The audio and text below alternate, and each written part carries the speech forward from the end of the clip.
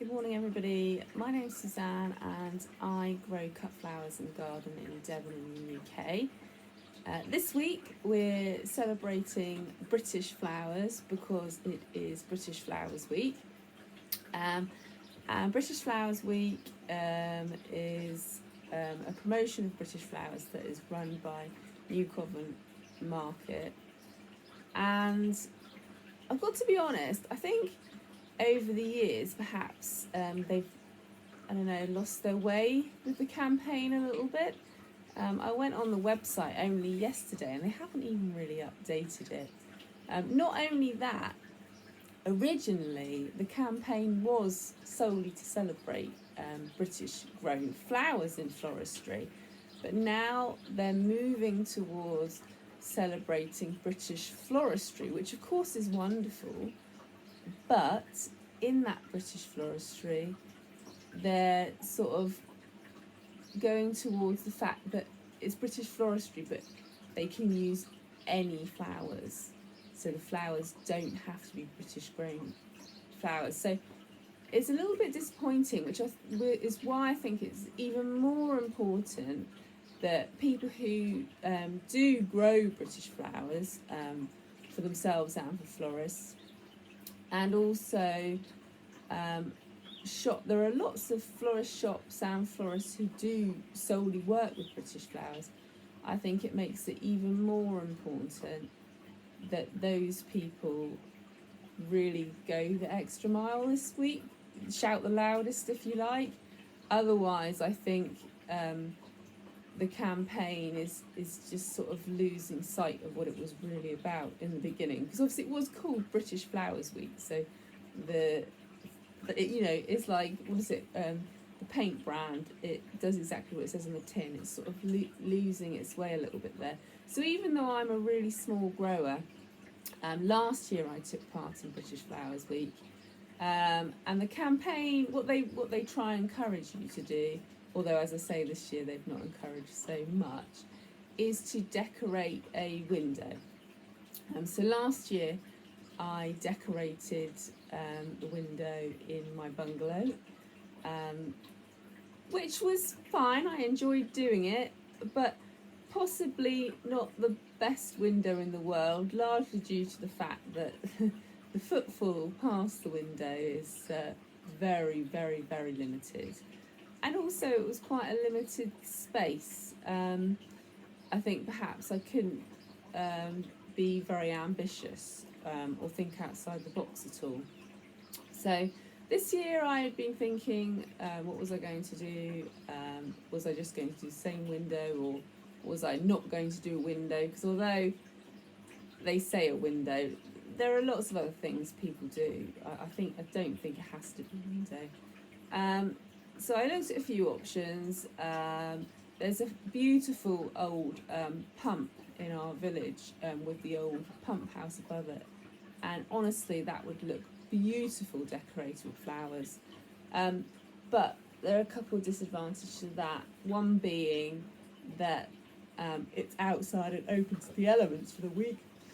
Two, it would use an awful lot of flowers and material to do it right, because you would want a lot of height in any installation you did there. You wouldn't just want to do something small.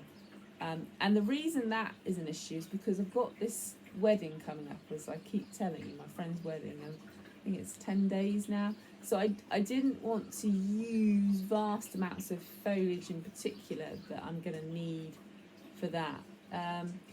So anyway, I thought, well, let's stick with a window. I need to see if I can find a window. And I thought, vacant commercial properties are probably better than residential properties. I did go through all the list of where my friends live in my head, and I thought, no. So what I've done is I've found a little property in the village that used to be the village shop, and as with many villages, it's very difficult for little shops like that to be viable. So it's very sad that the village shop is closed, but I do understand why it is closed. So anyway, for this video, we are going to the local village and we are going to be putting a floral installation in the shop window to promote British flowers.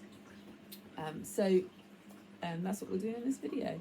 The first bits of the clips are filmed at home because I wanted to do a little mock-up of what the window would look like.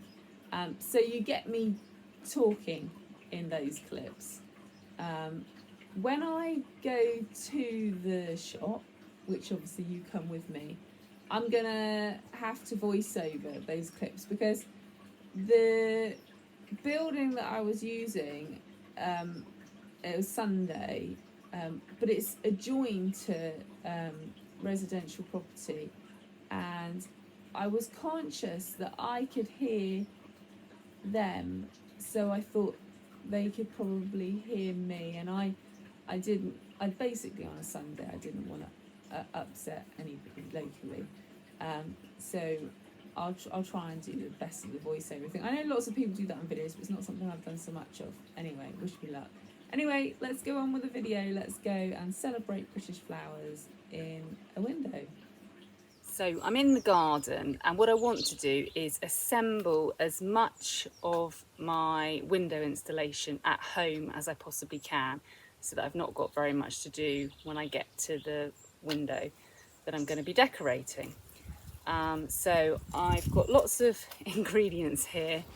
I've measured the window, so I know the size that I'm working to, and I know the height that the window is from the ground. So I've got my tape measure to make sure that, because I'll have to assemble this and then disassemble it slightly to take it there. So this is just a way of me making sure the idea that I've had is actually going to work. I'd rather make sure it works at home where I can tweak it than take everything and try and build it in situ and then it not work. The only thing I'm not going to do at home is actually add the flowers to the installation. So this is just really getting the mechanics of the installation ready at home. So let's go ahead and show you what I've got. So I've got this bench that I'm sat on, just so you can see it, and I needed a bench that with the buckets on top of it was going to be at exactly the right height for the window. So I've got these tin buckets which I have filled with sand, and you can see I've just inserted a coffee jar into the front of that. So I've got 3 buckets. It's a nice sturdy bench. I think the buckets are all roughly the same size.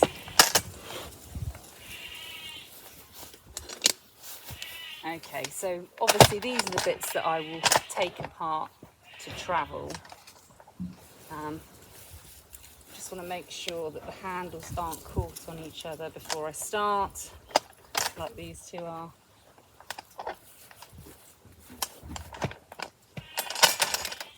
Okay, there we are. So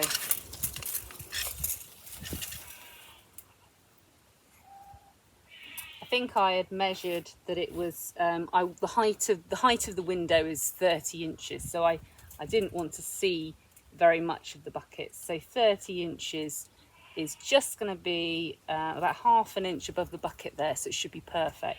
So when people are looking in through the window, they should be able to see the flowers that are coming out from the jar, but they won't actually be able to see the buckets of sand, hopefully anyway. The next thing I've got is some bamboo, which I will of course be able to reuse and repurpose in the garden. So I've got 20 lengths of bamboo. I can't remember how high they are, 180 centimetres. Now, I didn't actually measure the height of the window because I think the worst case scenario is that I'll have to cut the bamboo, but actually I think by the time it's in the bucket, the height will actually be okay. So let's have a look. What I want is a thicker pieces of bamboo for the upright, so that's a nice thick bit. So let's open the other packet. I've got 20 lengths.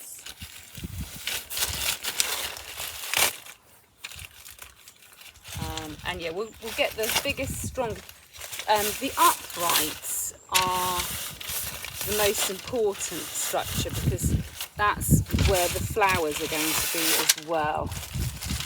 So the uprights are going to be at the front, and is it horizontal? The horizontal ones are going to be at the back, like so. So anyway, let's pick out the biggest, strongest ones. The sand hasn't been watered, but I think I will water it when I get to the window, because obviously I'm going to be taking this out of the sand once I've built it. This is just to make sure that the idea works.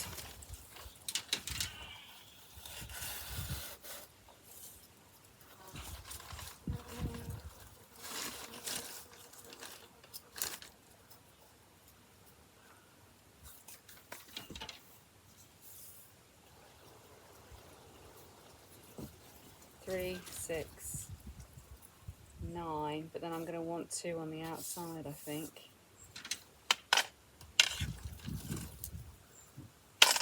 I nearly put that the wrong side then. I know that the structure's actually going to be longer than the buckets, so that's why I was just trying to work out then how many uprights I needed in the buckets.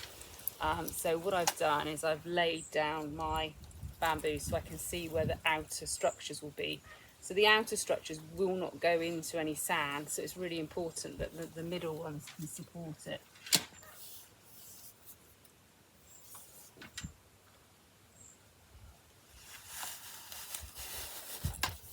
Try and push them right into the bottom of the bucket. I want them to try. I'm not going to use a spirit level or anything. This isn't a structure that has to support any real weight. I was having a chat with my partner. He was really trying to overcomplicate this. I said, think of this as a piece of art. It's for aesthetics. I said, it doesn't need to last more than a week. Because it is very easy to overcomplicate these things. But you want to be able to do something simple that if you like the idea, you could do it again.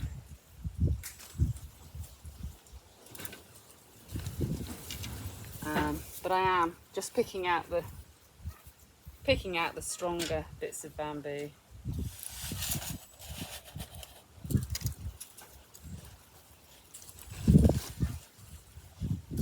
But the reason obviously sand is heavy, but I wanted to use metal buckets as well, just so that they're not going to break. The handles are going to cope with being lifted and moved around. Okay, 1, 2, 3, 4, 5, 6, 7, 8. So yeah, there'll be another 4 on each end, which will tie in. We'll tie in when we can. So I think what we'll do now is we'll actually tie these ones in. So I'm just going to be using jute twine. And if I show you what I'm going to do for one, and then obviously you don't need to watch me do them all because there are going to be a few. Forgive the wonky angle. Okay, so what I'm going to do is, first of all, I'm just going to do a double knot.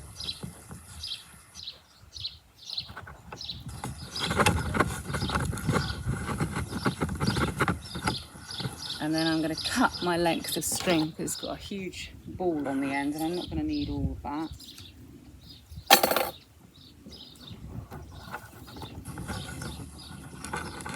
I'm going to go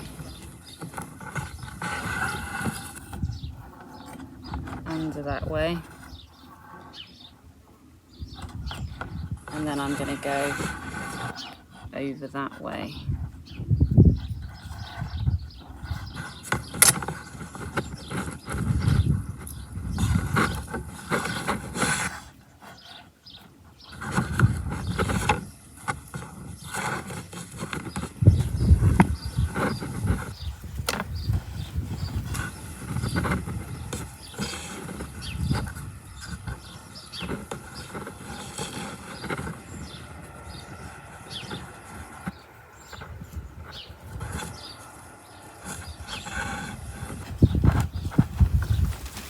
left myself a little bit more length to tie to, but hopefully it'll be enough.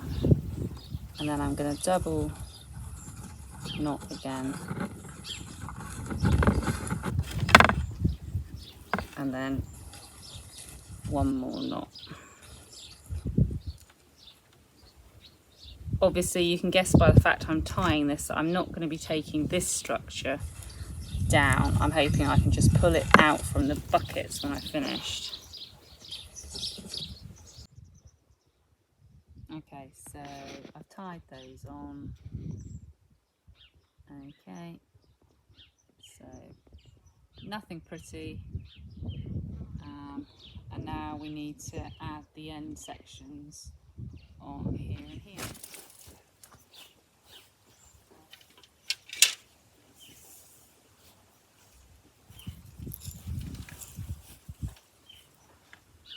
In fact, I think I'm going to put a top one on first, just to make it easier to put the side ones on. I might need a ladder. I think what I'm going to do, I'm just going to use a cable tie on one of these end ones just so that I can get started. So I've just used a cable tie just so that I can get started on tying the top one in, because I've only got two pairs of hands, well, one pair of hands, two hands.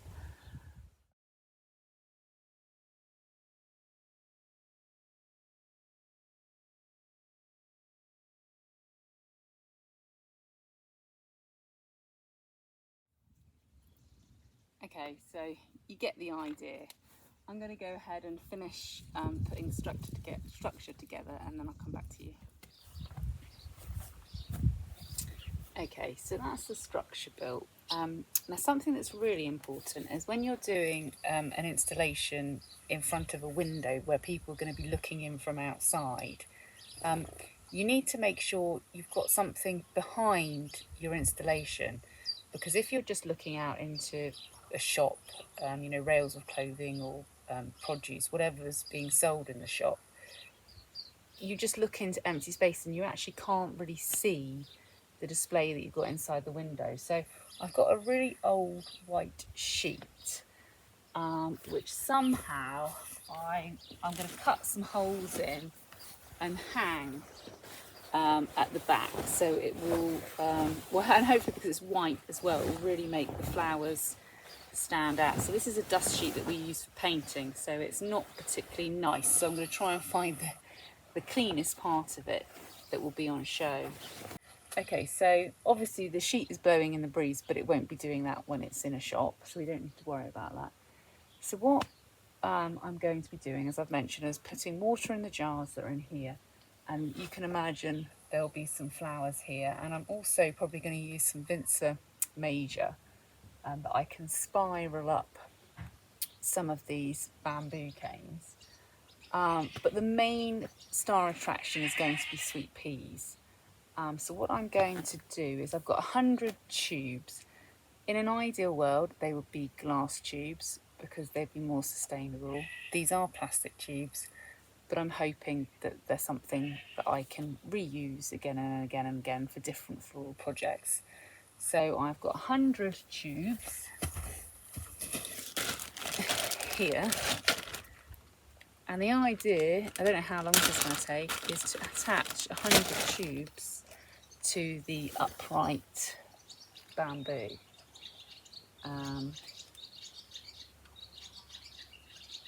And then, obviously I'm not going to put any water or flowers in this now. We'll do that when we get to the location of the window. But I'm going to go ahead now and attach 100 tubes to these pieces of bamboo.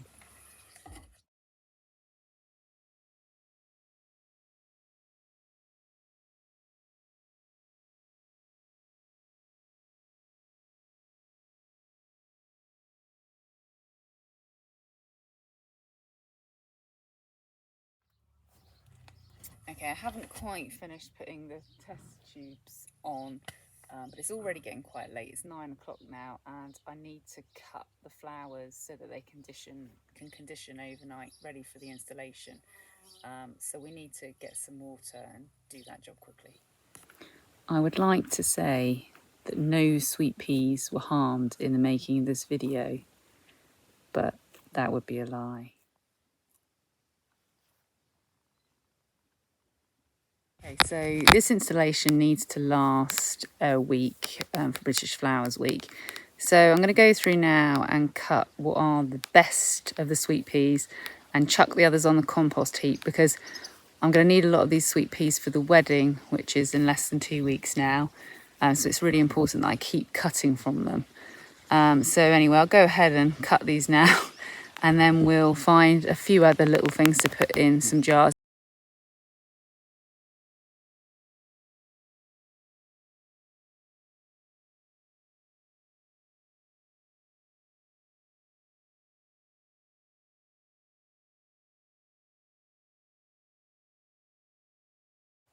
Okay, well I've made a start with the sweet peas, so there's some in there, but I need to do the other side now.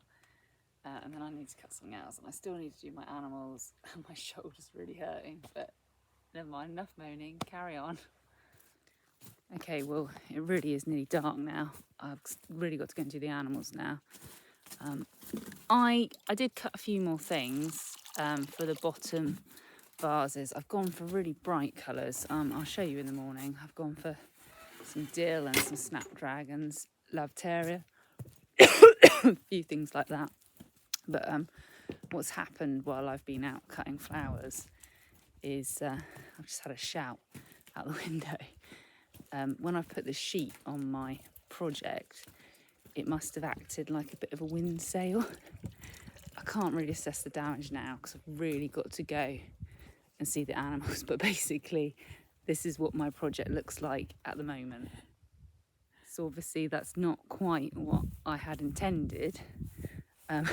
Anyway, we'll come back to this in the morning. Thanks for watching this half of the video anyway. So, of course, the first thing I had to do when I arrived to the shop was clean the window. The window, people were going to have to be able to look through it, and it needed cleaning on both sides. So it's not very floristry, but it was important nonetheless. So I went ahead with cleaning the window. Then I had to clear a few things away from the window inside. I'd already been to the location and done some measurements prior to planning my installation, so that when I got there with all my gear, I knew it was all going to fit. So that was obviously very important, not to just turn up with a load of stuff without having done the measurements first. I knew the height of the window from the floor, I knew the height of the window, and I knew the width. So anyway, when I'd got the window all cleaned, I wanted to put together the structure as I had in my garden, which you've seen previously. So one little thing I hadn't noticed was the floor wasn't quite level. So I had to make sure I got my table nice and level, which luckily I did manage to do. Then added my buckets of sand back on there, and then reinstalled the frame which I put together in the garden onto that. As you know from the previous clips, it was far too dark to carry on adding the tubes to the structure, so I did have to carry on doing that when I got to the property. And I did this really randomly. It was really important to me that the tubes were not all in straight lines in a grid. Although this is quite modern floristry, I'm still the very wild look, garden look, that's still in my mind. It's important to me that it's random. So although I did want to make sure I covered the whole structure, so they are fairly close together, they're not in dead vertical or dead horizontal lines. So that was important as well.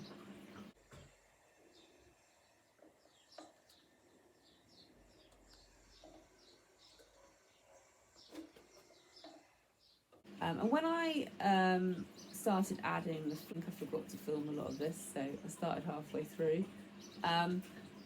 I also wanted that to be quite random, so I didn't want all the sweet peas to be the same length. It was really important that some of them were short, some of them were tall, and that they all faced in different directions.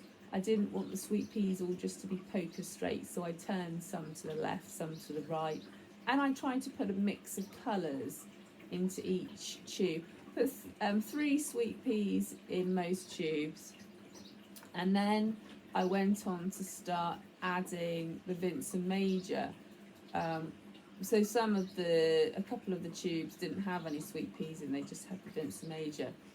I could have used ivy for this, but I went for the Vincent Major just because it's very quick growing. If any of you have it in your garden, you'll know that. I like the variegation of the leaf, but I really wanted something that I could make it look as if it's growing up the structure, again to give that more wild gardeny feel. So I wanted to be able to wind it around the bamboo, and also I didn't just want that going up, I wanted to be able to make some of it lay sideways. So that was a great addition. Now, in my experience, Vincent Major doesn't always hold up very well once you cut it. So I'm really hoping that it will, because it's got to stay in the insulation for a week, and I mean by the end of the week the sweet peas might start to look a bit tired as well. So I think it's going to be really important that I keep going and adding additional water, particularly to the tubes here. So I've got the key. I'll just pop up in the evenings after work and make sure that everything's not too thirsty. So anyway, that was the main bit of height. I think I did go on to add a few little stems of little side shoots of feverfew as well, but the main idea is that the sweet peas are the star of the show there. So next, of course, I had to put the jars back into the buckets of sand, because the previous evening, when the buckets had all fallen over, the jars had fallen out, the sand had all fallen out all over the lawn. It was a bit of a disaster, but never mind. So I put the jars back into the sand, and again I added some of the Vincent Major to the jars. And then with the jar arrangements, it's really important to me that, again, they don't look too neat and tidy. They're supposed to look like they're in the garden. And with any floral arrangement, I think it's important to try and incorporate different flower shapes. So the dill I used, I mean, you could use Ami Mage, you could use Dorcas, you could use any umbellifer, is just to give it that slightly airier feeling.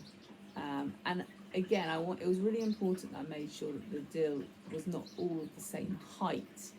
And with a branching flower like the dill, I went with the way it grew. So, I mean, I tried to position one in one place, and it didn't like it. It wanted to bend the other way, so I just swapped those two out into the jars. So you're using the natural lines of things. And that's also very important when you're using foliage in things. You want to let it do what it wants to do. Don't try and fight with it. It is good if it's got to bend to the right. Let it bend to the right.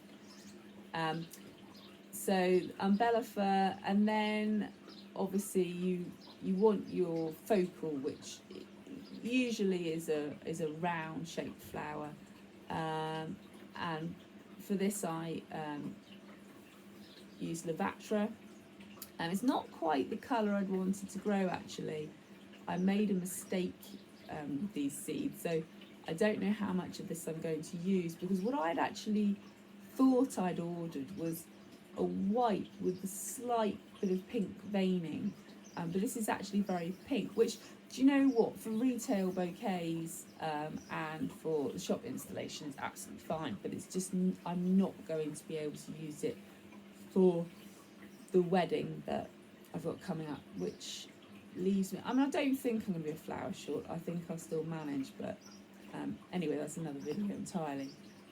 And you'll notice here with the colours, I'm trying to use really warm colours.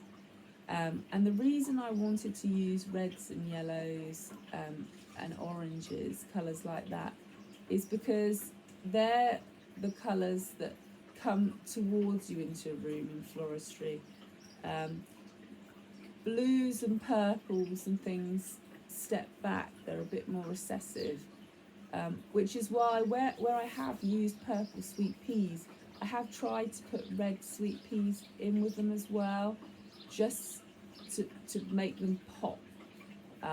So it was important for a window installation that I didn't use all cool colours, although they tend to be my preferred colours, blues and purples and very pale pinks.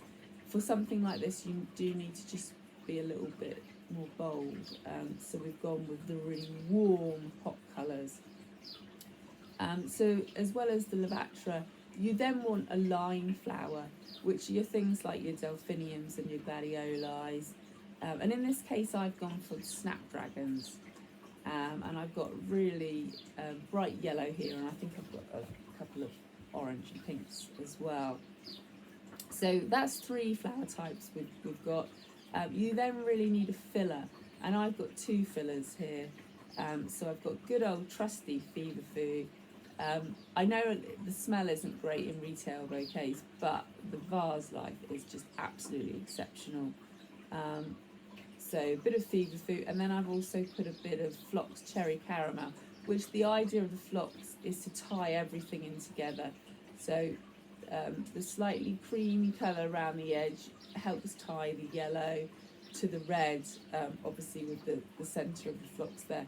Got a few tiny little cosmos that went in, but they were the main flower shapes to give the arrangements balance. And then of course I went on to add some more Vinca to try and disguise the jars a little bit, because initially I was going to put the design right up at the window, but I quickly realised when I got there that was going to make installing it extremely difficult if I couldn't fit myself and my ladder through the front there. And actually I think it looks better set back, because now you do from a distance just see the sweet peas, but if you walk over you can actually see the buckets as well. And because I used the buckets that I did, they're tasteful buckets, so they looked quite nice. I was really pleased with how the design turned out in the end, because it was it basically, because it came out how I thought it was gonna. When you design something like this, you have something in your head, but whether or not what's in your head will actually be replicated in the design in the end, you only see at the end. I did actually, after I took the last photographs and video, I went in and pudged the bucket on the left hand side a little bit, because I suddenly realised there was just a hole of no flowers. So I actually went in and put another Lavatra and Snapdragon in there. And I don't know about you, but for me, often with my eye I miss something, so I try and get into the habit of taking a photograph now and looking in that, and then somehow I notice things. It might just be me, but anyway, that's what I do. Thank you very much for watching this week's video, everyone. If you are in the UK, it is British Flowers Week. Even if you're not a florist or a grower, you could go and get hold of some British flowers and do what I did last year, decorate a window in your home. But let's try and really promote British flowers this year. Let's make the most of the week and the campaign. And I'll see you in next week's video, which I think, just to give you an idea, probably will be to do with all the pre-prep for the wedding. So all the important things to get done and get out of the way, in the beginning, so that when it comes to the actually doing the wedding work, you're not wasting too much time. So I'll see you in next week's video. Thanks again.